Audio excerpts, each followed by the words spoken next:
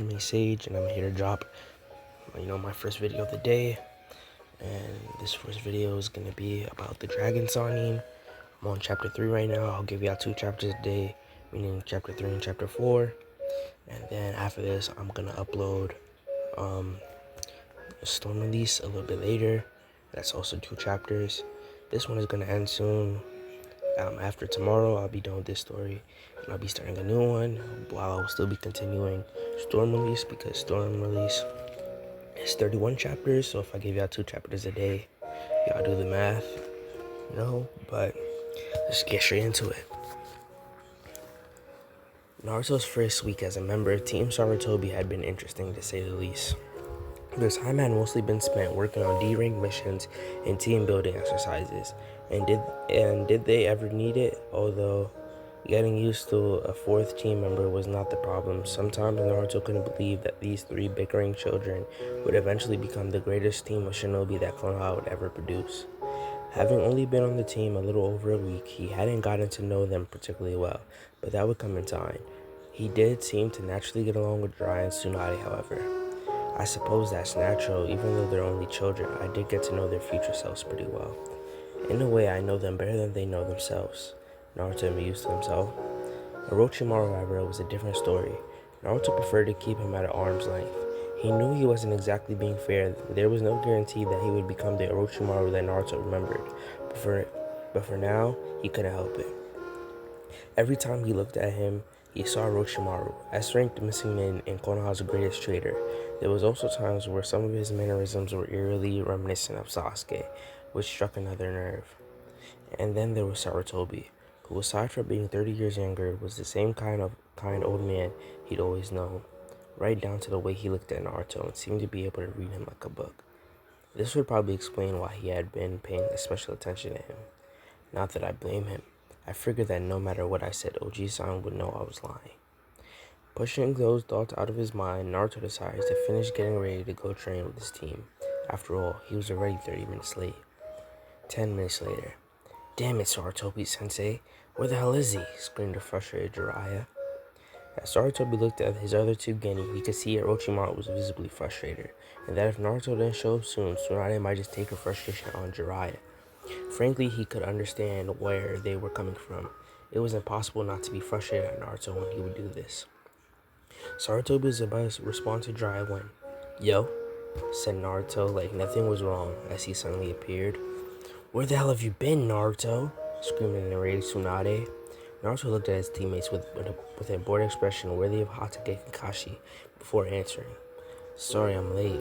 A group of rogue ninjas set the Hokage Tower on fire, and I helped pull it out." Sarutobi and Orochimaru both sighed and shook their heads in disbelief. They were both wondering if he would at least try to come up with a plausible excuse. Jiraiya and Tsunade, however, "Liar!" Instead of responding, Naruto merely smiled at both of them sheepishly. "Well, now that our entire team is here, what will we be doing today, Sarutobi-sensei?" asked Orochimaru, who had decided to speak for the first time.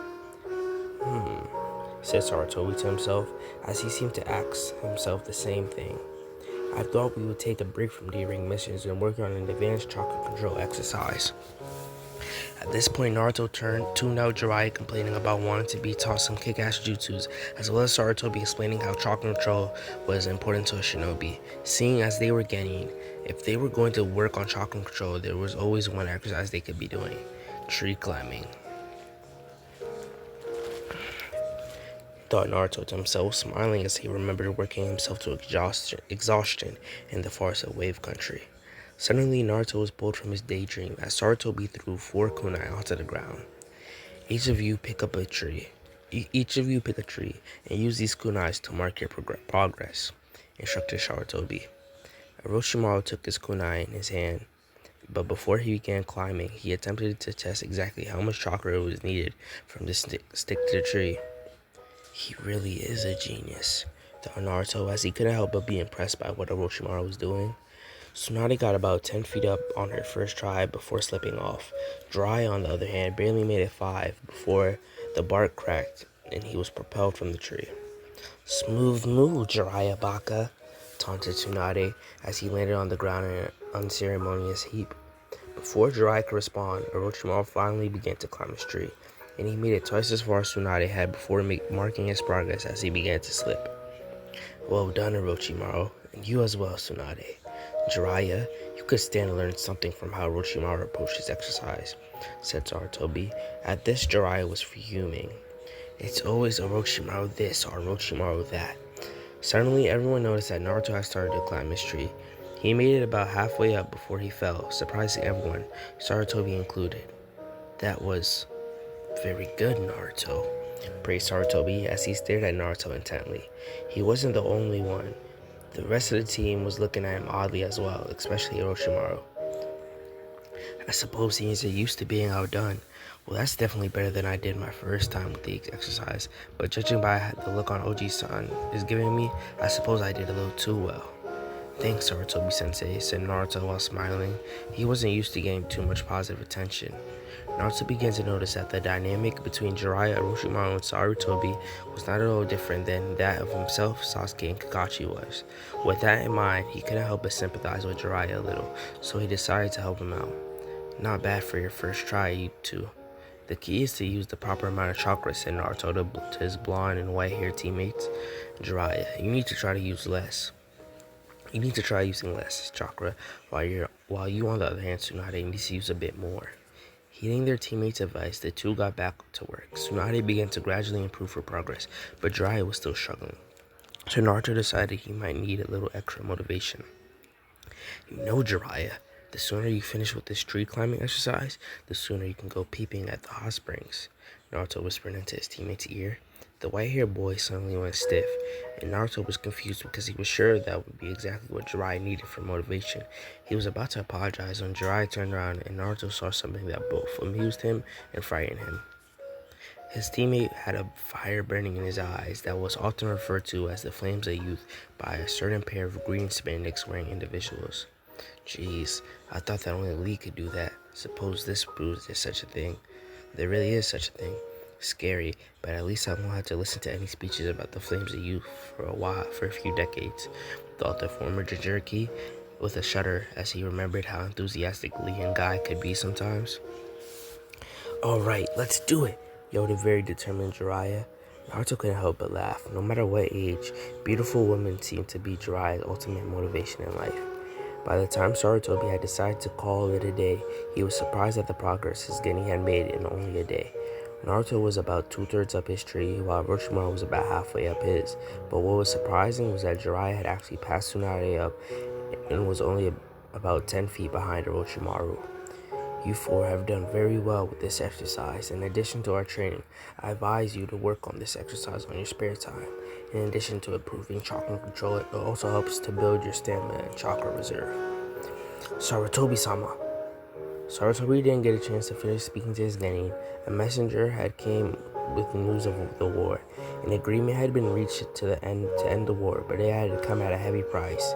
The Nine had fallen in battle. As Naruto lay on the bed in his apartment, his thoughts were erratic, but for the most part he kept thinking about different things that had happened since he'd been in this time. His apartment reminded him of the fact that he had moved in the day the Nine had left for the front lines. Then his mind drifted to Sarutobi and Tsunade. The Nine-Daim's death would probably hit the two of them harder than anybody. He was more to those two than just the leader of Konoha. To Sarutobi, he was a mentor and a friend, while to Tsunade, the man was family. Thinking about Tsunade had made him remember his first meeting with his new teammates. Flashback. The three young Genin were looking at their new team member with confusion evident on their face. Genin squads consisted of a Jonin sensei and 3 Genin, so why were they getting a fourth? Alright team, as you can see we have a new team member, so let's take a moment to introduce ourselves again for his sake. Tell everyone a bit about yourself, likes, dislikes, dreams, and hobbies, said Sarutobi as he looked at Naruto, indicating he wanted him to go first. Well, my name is Naruto, and I like ramen.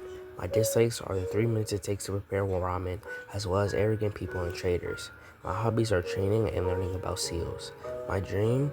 Naruto had paused for a moment as he gave that some thought. His dream was to become the Hokage. But was that what he still wanted? He wanted to become Hokage in order to gain acknowledgement from everyone that had looked down on him for being a Jinchuriki. as well as being able to protect those important to him. But he wasn't a jerky anymore, so he was in direct control of what people here thought of him. He also didn't know what the consequences would be if he became the Yondaime instead of his father. My dream is to be the greatest shinobi in Konoha's history, and to be happy. Sarutobi studied Naruto for a moment. Whether he knew it or not, his dream had revealed a bit about him. Becoming the greatest shinobi in Konoha's history was a big goal, but the look of determination in his eyes made it hard to doubt him. What had caught Sarutobi's attention was what he had said after that. It was phrased in a way that made it seem as if he had led a troubled life. I wonder what happened to you, Naruto. Seeing as Naruto was finished, the other blonde on their team decided to go next and introduce herself. I'm Tsunade. I like my family and I dislike perverts. At this point, she sent a glare in Jiraiya's direction. My hobbies are spending time with my little brother and studying autonomy. My dream is to become a great kunoichi and make my grandfather and granduncle proud. Naruto couldn't help but notice that she was already starting down the path of becoming a legendary Menin. I am the great Jiraiya. I like beautiful women and dislike sticks in the mud like Orochimaru. My hobbies are training. Sorry about that. My hobbies are training and spending time at the hot springs. Researching. I never really thought much about a dream for the future though.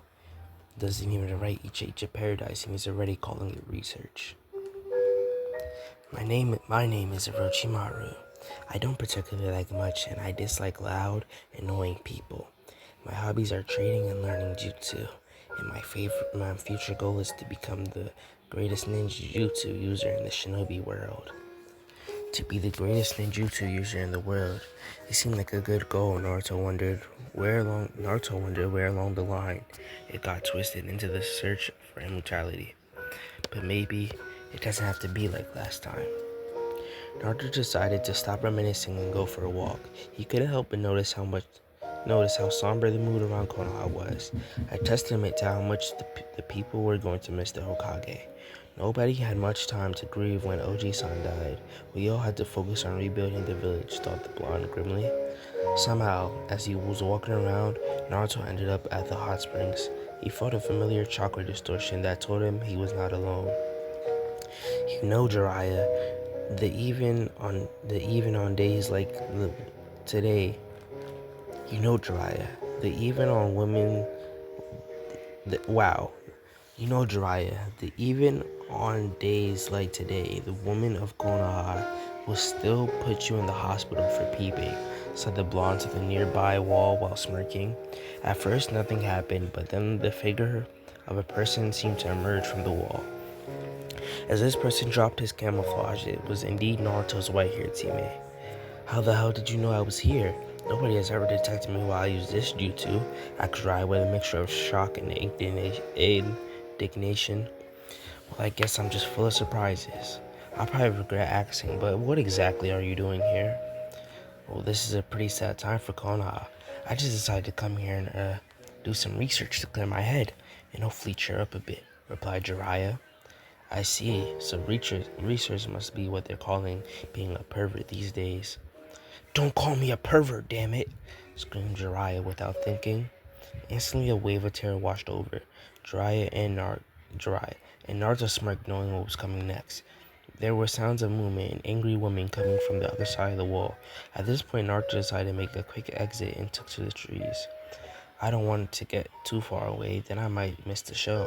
Before Jiraiya could berate his teammate for abandoning him, he felt an incredible amount of killer intent coming from right behind him. Turning around, he saw a horde of women clad in nothing but bad towels. Jiraiya forgot for a brief moment that these women were about to put him in the hospital and began drooling at the sight. That only made them angrier. And perfectly up in the treetops, a certain blonde was watching the mob of women beat Jiraiya within an inch of his life. As he sat there, uh, as he sat there, he felt a smile creep onto his face. Just for a moment, while he was talking to Jiraiya, and now watching him get beat up by angry women, it felt just like old times. When the women left, Naruto came down from the trees and picked Jiraiya out of a crater the woman had beaten him into. Having one more laugh at his teammates' expense, he then started to make his way towards the hospital. I forget that he's only 12. He hasn't perfected any of his body hardening techniques yet. Oh well, sooner or later, he still had that coming. Jiraiya didn't stay long at the hospital. He only needed to be treated for minor cuts and bruises. Well, minor for a shinobi. The doctor, however, was curious. Jiraiya refused to tell anyone how he had gotten injured in the first place. After Jiraiya had been patched up, the two Genin wandered around the village for a while, with Naruto poking fun at Jiraiya's previous situation, of course. The two went and ate before deciding to go their separate ways for the night. The next morning, Naruto woke up and started getting ready for the Naidame's funeral. He showered, ate, put on his all-black shinobi funeral outfit, and left the house. The first thing that Naruto noticed was that unlike with the Sandame's funeral, it wasn't raining. The whole village came to pay their final respects to their fallen leader. Sarutobi, clad in his Hokage robes, along with his former teammates Utaten Koharu and Mitokado Hamura, spoke a few words about their ex-sensei. Tsunade, who was standing next to Naruto, was doing her best to keep herself together, but tears were still falling freely from her eyes. On the other side of her was Nawaki, her 5-year-old brother. Naruto figured that she and the Naidame were close. He was still her granduncle after all. He put his arm around her and gave what he hoped was a reassuring smile as she turned to look at him. He didn't say anything. He just stood there with his arm around her, hoping it would provide at least a small bit of comfort. After everyone had dropped a single white flower atop his coffin, the funeral ended. Sarutobi informed his team before they left that they would meet at the usual spot tomorrow to resume their training. Tsunade's parents took Nawaki and headed off, while Tsunade headed off by herself in the opposite direction. For some reason, Naruto felt that she shouldn't be alone, so when he went with her. That's a crazy mess up. Naruto didn't know what to say and figured that Tsunade didn't seem to be in much of a talking mood, so the two walked in silence. Apparently Tsunade didn't have a destination, she just wasn't quite ready to go home, so the pair just walked around Konoha. After about half an hour or so, Tsunade finally started to head home. When the pair got to her house, Naruto simply said goodbye and gave her a hug before walking off towards his house. As he turned the corner, he missed Tsunade's smile and mouth a silent thank you before heading inside. Alright guys, that's chapter 3. Let's go on to chapter 4. The week after the Naidame's funeral, it was business as usual for Team Sarutobi. They resumed their usual schedule of missions and training, with Sarutobi being the Sandaime for now. It was difficult for him to balance training his team and running Konoha, so it was not uncommon for him to send a group of Kage Bunches and Shadow Clone to work with his team whenever he was busy. It had now been 6.5 months since the funerals, and Sarutobi was currently preparing his Genin to enter the training exams. There had been one a few weeks after the Naidame's funeral, but Sarutobi had not allowed his team to enter. He preferred instead to further develop his team skills, as well as giving them a chance to gain more experience. Jiraiya, of course, was furious at not being allowed to enter, but he did recognize that having the Hokage for a sensei would make them a huge target. They didn't need the fact that they were rookies to make it worse. After all, a Genin team entering a training exam at their first opportunity was almost unheard of. And so they were currently finishing up their last training session. Tomorrow morning they would be leaving. Alright, good job you four, said Sarutobi before adopting a serious expression they had only seen a few times from him. Before you all head home, I would like to talk to you. What is it, Sarutobi-sensei? Asked the curious Orochimaru. Well, as you know, tomorrow we will be leaving for Kusagakure, where the training exams will be held. Sensei, isn't Kusagakure still a relatively new village? Why aren't the exams being held in one of the larger villages? Asked a puzzled Tsunade. As you all know, recently there has been a great deal of conflict between all the elemental nations. Though the fighting has ceased, the hostility between villages is still quite high, and frankly, it was a better idea to hold the exams at a smaller, neutral village, explained Sarutobi. So basically, nobody trusts anybody else, right, Sarutobi-sensei? Said Naruto. I suppose that's pretty accurate. Now remember, I want you all to be careful. People have been known to die during these exams, but despite the danger, I want you all to try your best. Hi, Sensei, replied all four getting simultaneously. With that, all members of Team Saratobi went their separate ways and went home to prepare for tomorrow. I hope this tuning exams will be less eventful than my first one, thought the blonde-haired shinobi. Ironically, the person responsible for all of the trouble during that exam was now a teammate of his. These were the thoughts on Naruto's mind while he was still packing everything he thought he might need for the exam. Given his previous experiences with the training exam, he couldn't help but be cautious and pack a little extra of everything. While he was packing, he also wondered what the exams would be like, how strong the other teams would be, and also if he would be promoted to Chunin. Across Konoha, thoughts similar to these were also on the minds of his other three teammates. Naruto woke early the next morning and set himself about preparing to leave his apartment. After he had showered, eaten, and double-checked his supplies, he decided to head for the main gate. This is pretty important, so I'll do one better than show up on time. I'll be early, thought Naruto with a smirk as he tried to envision the reaction of his teammates. He arrived at the gate a full 20 minutes early to notice only to notice only yo I what the f- He arrived at the gate a full 20 minutes early to notice the only person there was a very surprised-looking Orochimaru. Even after all this time, he still couldn't get out the apprehension regarding the future snake Sani out of the back of his head.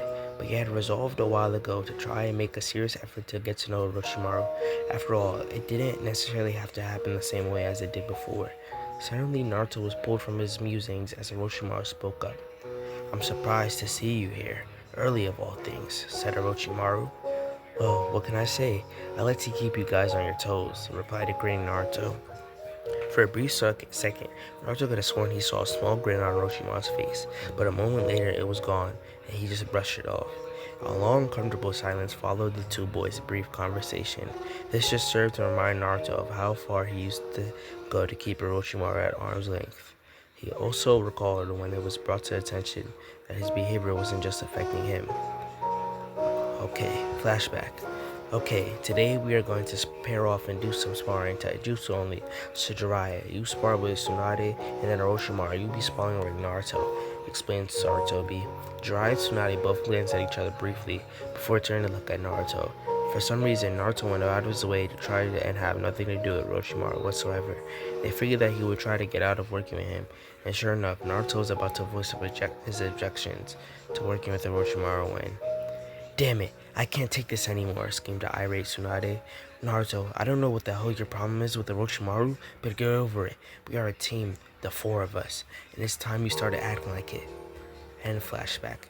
And just like that, Tsunade had put Naruto in his place. He could have sworn that for a moment he saw Tsunade Bashan yelling at him rather than his teammate. So like a good boy, he had resolved to work on his relationship with Orochimaru. Who would have thought that she could be just as frightening at 12 as she can be at 50, thought Naruto added to himself. "So how do you feel about our chances in the tuning exam?" said Orochimaru. "I'm not sure. The exams are said to be extremely difficult, especially on a getting squad's first try.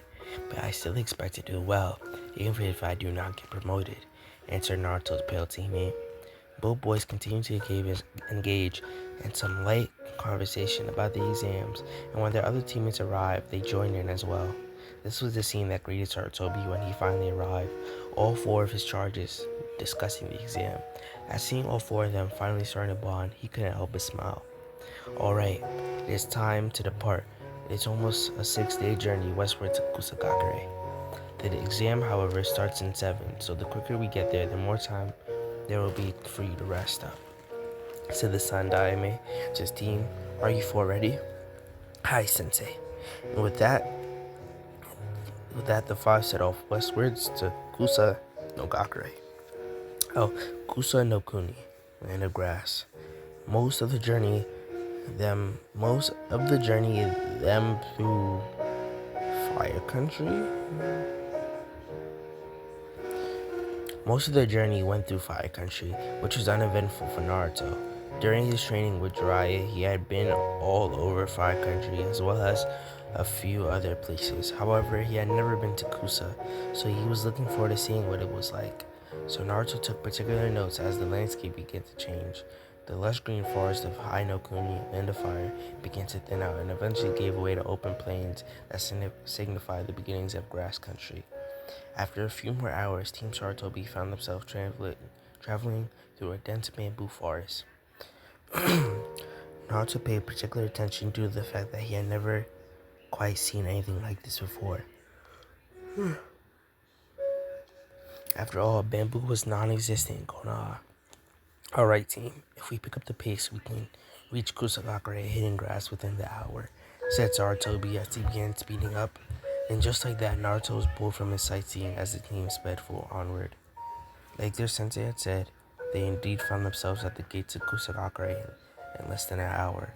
For Genin, who had never been out of Fire Country before, a different headed village was quite a sight from what they had seen.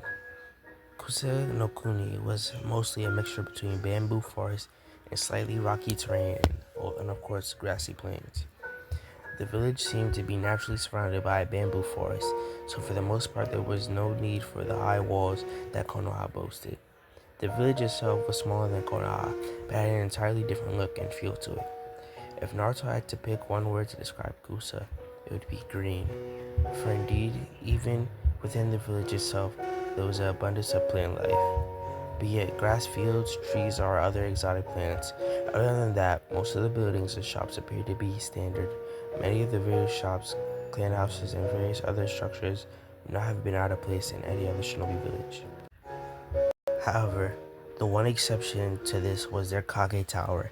It was massive, easily the tallest building in the village, which is normal for a shinobi village. But what was unusual was what the tower was constructed of. It seemed to be made of an elegant sort of marble material. Naruto couldn't help but notice that it looked more like a sculpture than where the strongest shinobi of the village spent his time. As Team Sarutobi continued through the village towards their hotel, each member of the team had their minds on the exam. Naruto exuded somewhat of a focused calm. Orochimaru had schooled a neutral expression onto his face. Jiraiya had a cocky smirk, but Tsunade seemed a bit troubled. It's unusual to see Tsunade like this. I wonder what the problem is, thought Naruto to himself, silently. His time with his new team had given him a much better understanding of women that he had previously possessed at age 12, so he knew it was better to catch Tsunade alone before trying to find out the problem, rather than putting her on the spot in front of everyone. Naruto decided to keep his mouth shut as they continued on their way. After checking in, the team proceeded to go to their rooms. Being the only Konoichi of the group, Tsunade had got her own room. The addition of Naruto split the boys up as well. Naruto's room with Jiraiya and Orochimaru was with Sarutobi. Before you all go to your rooms, I have just a few things to say. First off, the Chunin exams officially begin tomorrow morning at 9. Here are your entry passes for the exam, said Sarutobi as he handed each of his charges a form of paper. That form contains all the necessary information regarding your first exam tomorrow. This is all the information you will be getting for now. Beyond that, I would like to remind you that your greatest asset in this exam is teamwork.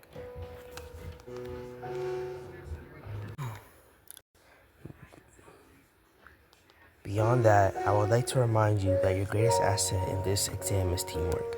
Good luck to all of you. And with that, Sarutobi made a single seal and disappeared in a cloud of smoke. Damn, I really need to learn that jutsu, said Jiraiya and Naruto simultaneously.